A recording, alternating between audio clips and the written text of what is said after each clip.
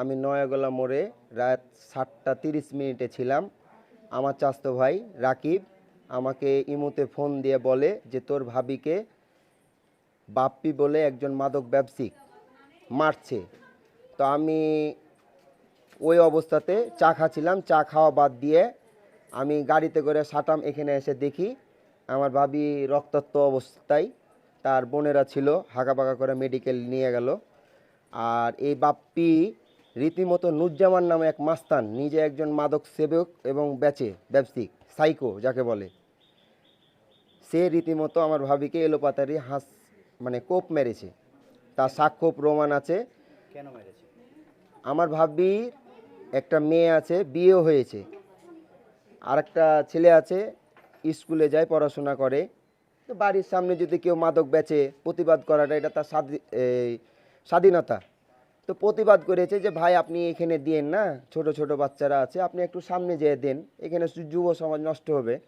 এটাই আমার ভাবির অপরাধ ওনার কাছে। তার জন্য ওনার বাপ্পির ছোট বোন মিম, যাকে এক নামে সবাই চিনে, আপনি আশেপাশে 5 গ্রাম মানে জেনে নেবেন। হ্যাঁ, ও আগে আমাদের রামকৃষ্ণপুরের গৃহবধূ ছিল, ওর সাথে ছাড়াছাড়ি হয়েছে, দিয়ে আবার আমার এক বন্ধু নাইম নামে তাকে বিয়ে করেছে। তার এরকম অনেক রিপোর্ট আছে, প্রমাণও আছে, আপনাকে আমি প্রমাণও দিতে পারবো। আর বাপ্পি ক্ষমতাটা হচ্ছে ওনার বাপ্পির বড় বোনের স্বামী নাকি সেনাবাহিনী, এখন রিটায়ার্ড প্রাপ্ত, তার ক্ষমতার অপব্যবহার করে। তো ক্ষমতার অপব্যবহার করা এটা তো ঠিক না, স্বাধীনতা সবারই আছে। তো আমার ভাবিকে মেরেছে, আমার ভাবির বিচার চাই।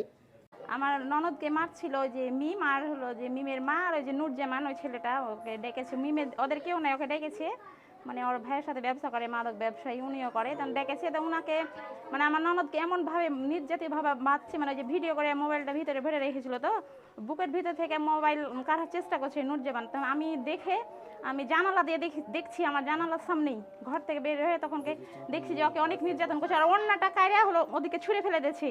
তখন আমি ওনাকে বাঁচাতে যাই, আমি তখন এই মারগুলো খেয়েছি, আমার অনেক সমস্যা হয়েছে। আমাকে ওই ছেলে বক্সেন মেরেছে, তারপর ওদের হাতে হাঁসা ছিল, তারপর লাঠি ছিল, লাদনা ছিল, অনেক কিছুই ছিল ওদের হাতে। আমার এই যে এ সাইডে অনেক মেরেছে, তারপরে চোখের এই জায়গাগুলোতে মেরেছে, মানে এ সাইডে আমার বেশি মেরেছে, এগুলোতে দেখানো যাচ্ছে না, কিন্তু চোখের এই জায়গাটা দেখানো যাচ্ছে, কিন্তু প্রচুর মেরেছে আমাকেও, মানে ওনাকে বাঁচাতে যে আমি মায়েরগুলো খেয়েছি। যে মাদকের ব্যবসা করছিল, তো আমার ননদ একটু প্রতিবাদ করেছিল যে এখানে ব্যবসাটা করিয়েন না, বাগানের দিকে যা করেন, এখানে বাচ্চা কাচ্চার পরিবেশ নষ্ট হচ্ছে। এই কারণেই হলো যে ওনাকে হলো, উনি তখন ভিডিও করছিল, সম্ভবত উনি হয়তো কাউকে মাদক দিচ্ছিল, আমার ননদ দেখেছে ভিডিও করছিল হয়তো, তখন কে ওনাকে তারা এসেছিল, এভাবে মারছিল, তখন আমি ওনাকে বাঁচাতে যাই, আমি মার খেয়েছি। আমার স্বামী প্রবাসে থাকে, আমি কিছুই জানি না। আমার দুটো ছেলেকে নিয়ে আমি প্রাইভেটে যাচ্ছিলাম, দিয়ে প্রাইভেটে থেকে আসছি, তো আমার মায়ের বাসাতে খুবই মারছে, দরজার আগা দিকে খুব মারধর করছে। আমি ভিডিও করতে গেছি, তো মাইরটা হলো কীভাবে হয়েছে, মাদক ব্যবসা করছে এখানে, দিন রাত 24 ঘন্টা মেয়েকে নিয়ে মাদক ব্যবসা করে। মাদক আমরা ওর বাপ্পি, আর বাপ্পির বোন হচ্ছে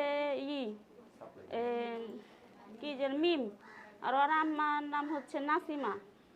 দেখ আমি বলেছি যে মাদক ব্যবসা হলে এখানে করিয়েন না, এখানে সমাজ নষ্ট হয়েছে, বাচ্চা কাচ্চা বলতে যে আমাকে মারার জন্য আমি খালি ভিডিওটা করেছি, মায়ের ভিডিও দিয়ে, তখন আমাকে মায়েরা ওই পুরুষ মানুষ আমাকে মেরেছে, ওই মিম ডেকেছে পুরুষ মানুষকে, ডেকে দিয়ে তখন আমি পুরুষ মানুষে তো মেরেছে ওরা দুমা বেটিতে আমাকে নিচে বসতে দিয়েছে, এবং মোবাইল আমার কাছে আমি না এই মোবাইলটা লুকিয়ে রেখেছি আমার বুকের ভিতরে, ওই বুক থেকে ওই ছেলে মানুষ আমার মোবাইলকে কেড়ে আমাকে যাত্রা করে মেরেছে, আমার বুকের উপর চড়ে আমাকে ওন্না টন্না ফেলে বেজ্জত করে মেরেছে।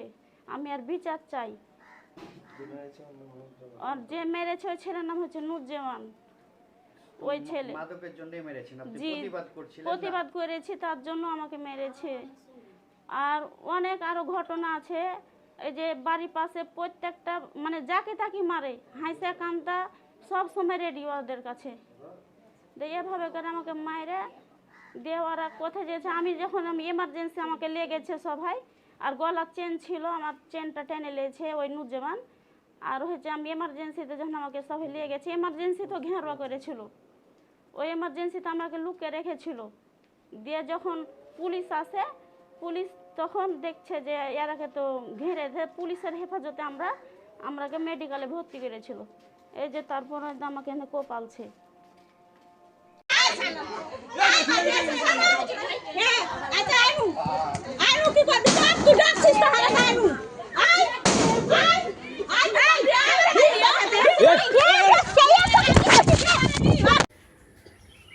এই যে হাত দিয়েছে থানায় হ্যাঁ, অভিযোগ করা আছে। অভিযোগের কপিটা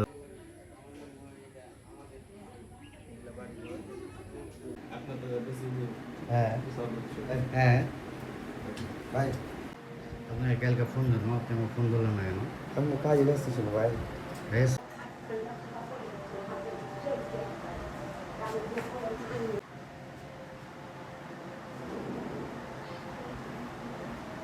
সাইড করেন পাশ থেকে। আপনি বলেন যে আমার বোনের বিচার চাই, আপনি বলেন বিচার চাই। আমি ন্যায্য বিচার চাই।